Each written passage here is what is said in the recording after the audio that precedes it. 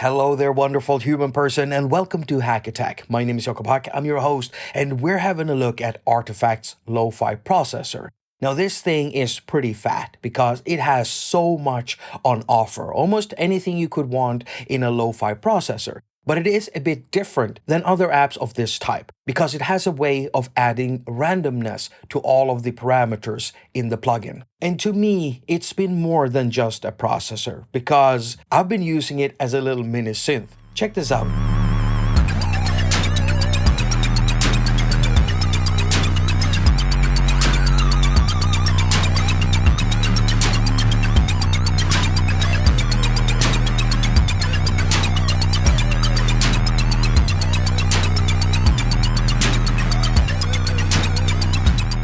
Yeah, what you just heard is music being produced with just an effects processor. Look at this project. There's nothing in the input slots. No synthesizers, no drum machines, no samplers, nothing. Just sounds being generated by an effect plugin. And the way I'm doing it is with MIDI modulation. And oh man, have I had fun with this plugin. Check this out.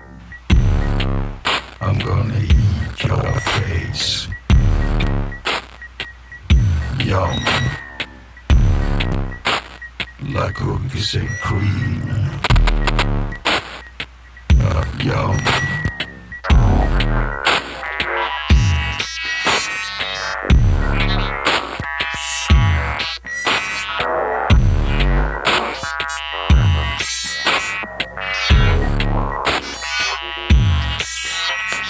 Now, I don't usually make creepy music like this, but there's something about attaQs that just makes me a little bit kinky. Well, apart from these weird, nerdy user cases, you can of course use attaQ's Lo-Fi processor as a Lo-Fi processor.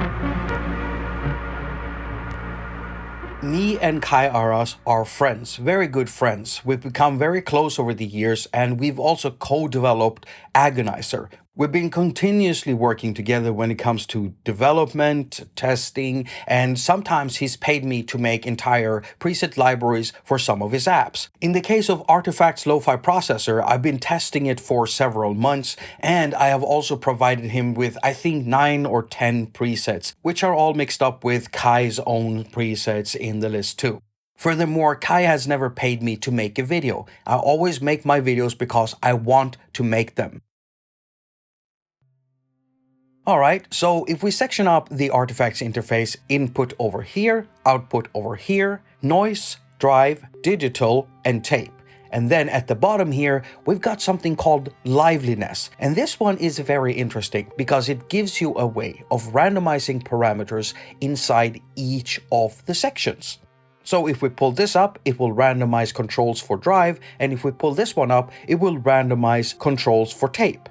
I love it when developers add stuff like this into their apps because it allows you to build breathing, living patches. Nothing becomes static. Now, attaQ comes packed with a bunch of presets, and these are a bit special because there are actually two categories. You can see the two categories very clearly if you look on the left side of the presets. These ones have the FX logo next to them. That means that these are FX presets. You're supposed to use them when you want to process sounds going through attaQs. However, these other logos here with the sine wave, these are generator presets. And these presets have also been branded with the gen for generator in their name. So when you load one of these presets, the input has been pulled all the way down. But if you, for some reason, wanted to process something through one of these presets, just pull the input back up again. Either way, if you want to use attaQ as a sound and noise maker, just load one of these and have a listen.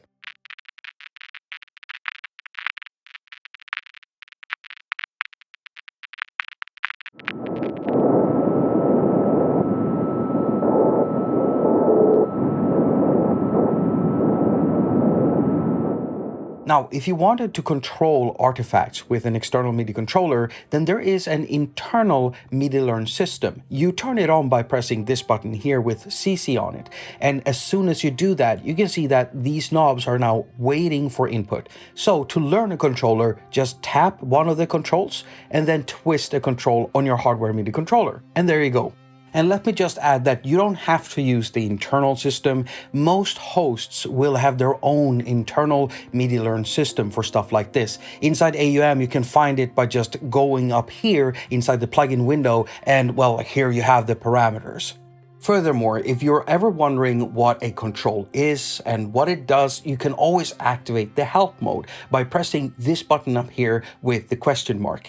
With that activated, you can just tap any knob or fader and a pop-up will appear with some info in it. And finally, artifacts can run as a standalone unit, but it does of course support AUv3, and that's actually how I think most of you are going to be using it, by loading it up in your most favorite DAW or AUv3 plugin hosts. Oh, and it's also available for both iPad and iPhone.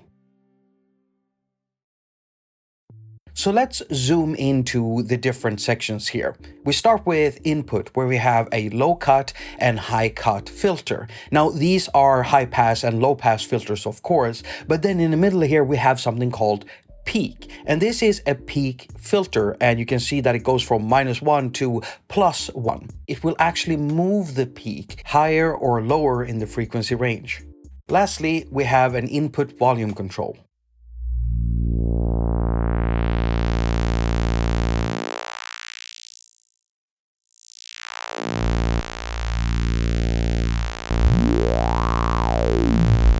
Next, we get to the noise section, which is a generator section. This will generate noise and different sounds. And if we look at the three big ones, we have a noise control over here, an electrical control over here, and a crackle control over here.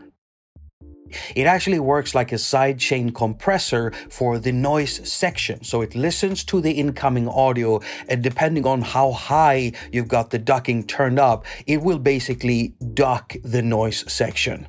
Now, the color knob, not only does it change the type of noise by filtering the noise and switching out the noise type, it also, at the same time, when you're tweaking it, is changing the pitch for both the hum and whine inside the electrical generator.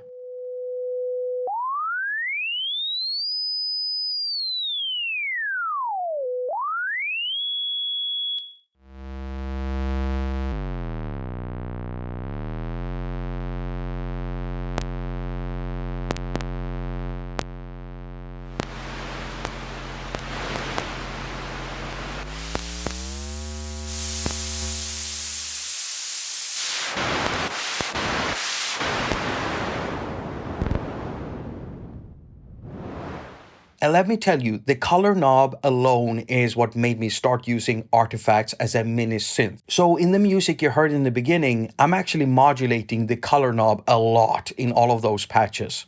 Right, and on top of all of this, you can randomize the parameters in here with the help of the liveliness noise control by pulling it up.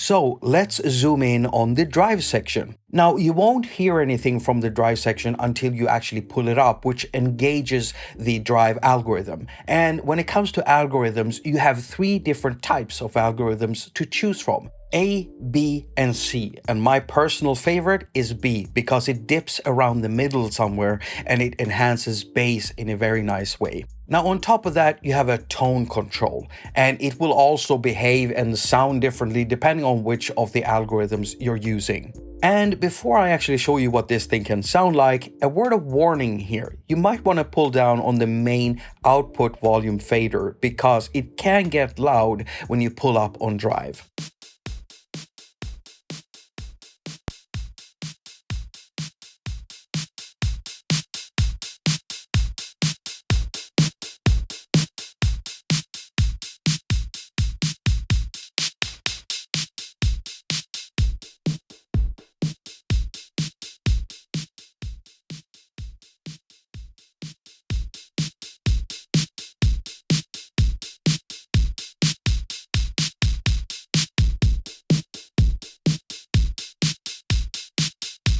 And on top of all of this, we can randomize the drive controls by adding some liveliness to it with this section here.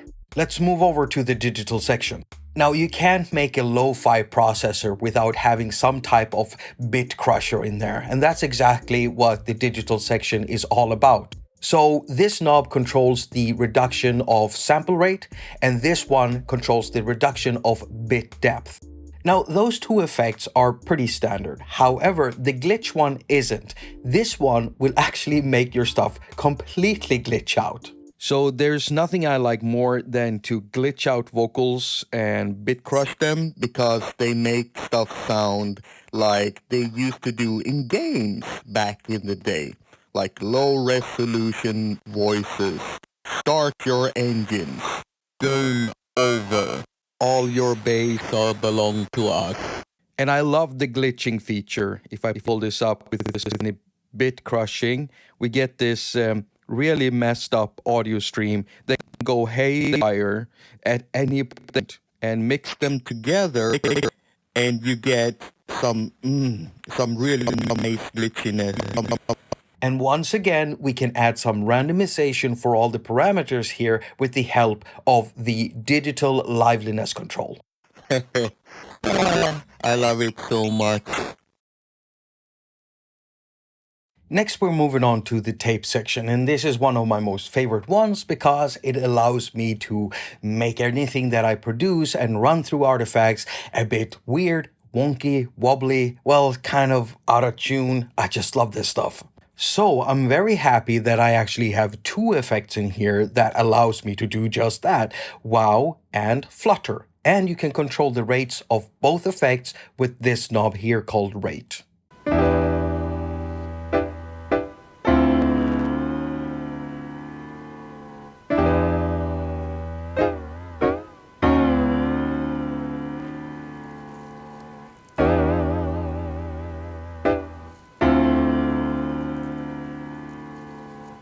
Now, you can't have a tape emulation without some way of actually messing with the tape itself, making the tape sound bad or the recording of the tape sound bad. And you can do that with the dropouts control here.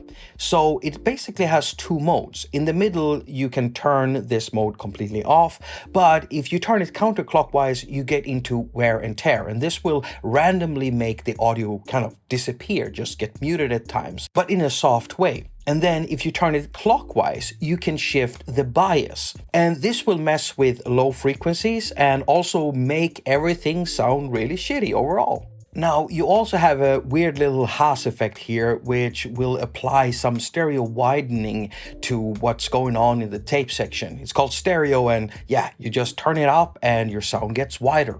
And again, you can add some randomization to these parameters in here with the help of the tape control inside the liveliness section. I absolutely love this.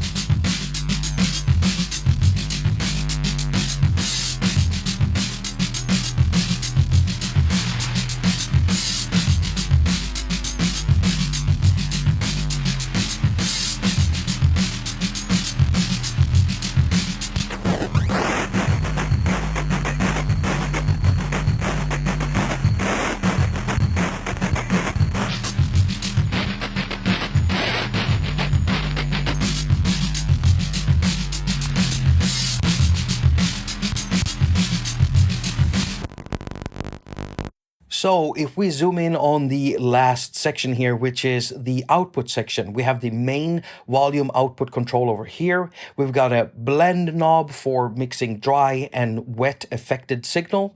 And then we've got a low cut and high cut filter, which is a high pass filter and a low pass filter. And that's it. That's the entire plugin. Now I have one more segment in this video, but it's really nerdy, and it's just me breaking down the music you heard in the beginning a little bit more so you can see what I'm actually doing with the MIDI modulation here to use artifacts as a synth. Alright, so how did I make music with artifacts? Well, first of all, I was mainly using the noise section. Why? Well, because it's a generator. It generates sounds and noises. However, there's a problem here because as soon as you turn up noise or turn up hum or whine, they're gonna continuously make sounds and noise, and they'll never stop until you actually pull them down. So how do you make stuff like melodies and drums and things like that? Well, first of all, you have to have a way of adding some sort of an envelope that controls amplitude or volume levels. In this case, I chose to control the mix knob, basically going from dry to maximum mix, and that controls the volume output for all of the sounds. Now, for the drums, I needed basically some drum envelope types. And to do that, I added my most favorite LFO plugin called MLFO. It has up to 16 individual LFOs that can all run in their own rates and with their own waveforms. And quite recently, the developer just sneaked in a sneaky little update which allows the user to kind of shape their own envelope. And so that's what I did. I made a bass drum envelope shape, a snare drum envelope shape, and also a hi-hat envelope shape. I then set them up so that they would control the mix knob for 3 different artifacts instances. For the hi-hat, I set it up to play noise, and for the snare, noise, and for the bass drum, some hum. And the next thing I did was I used the same shape to actually modulate the color knob because that will change the pitch. And after setting it up right, I had 3 instances of artifact right here playing drum sounds. And at the end, I processed all of the drums with artifacts.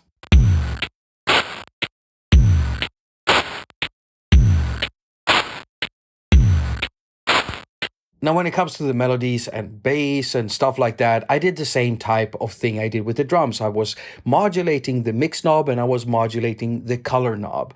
And yeah, that's how I got it to sing, to make music. Like cookies and cream. Now, I did also add another modulation app, and that's Flux Mini 2. It can actually process stuff through its filters, but yeah, it can output MIDI, and so it's a great little envelope to use.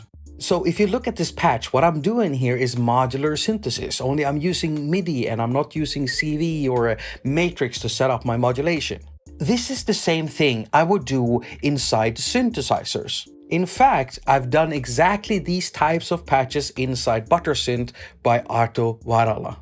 If you go through the preset list inside that synth, you'll find patches where you just need to play or press one note and hold it, and it plays an entire piece of music for you.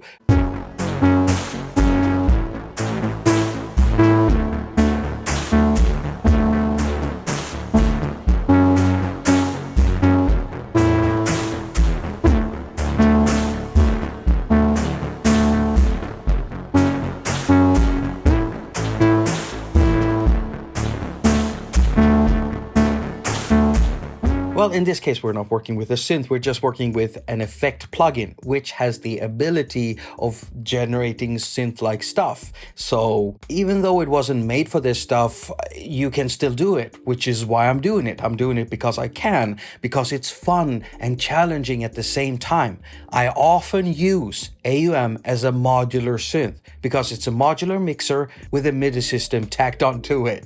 And with the right type of MIDI plugins, well, you can turn it into a modular synth.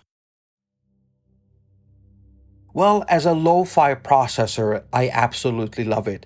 I really like the drive section and how it sounds, even though it can get a little bit sometimes too loud. But if you keep yourself around the 25% up to the 50-60% range, it can sound really good, especially if you're using the Type B algorithm. I just like that one so much. Now, when it comes to the digital section, I mean, bit crushing is bit crushing. However, the glitch control, I don't know about you, but me personally, I love it when it all gets very scuffed. I love it when it all gets very scuffed. If you're into noise and glitching, it's a great little feature to have there. Now, the noise section with its coloring knob and the weird behavior, love it so much. And the tape section with 2 ways of adding like fluttering pitches and stuff is great. So yeah, I think it's a great lo-fi processor. And if you're into that sort of stuff, you should definitely go for this one. Now, me personally, I'll probably keep on using it as a little mini synth. So, thank you so much for watching, and if you want to support the work I do here on the channel, give me a thumbs up. If you don't want to support the work I do here on the channel, give me a thumbs up. As usual, I wish you a very productive week. Now go finger all of your stuff and have a lot of fun doing it.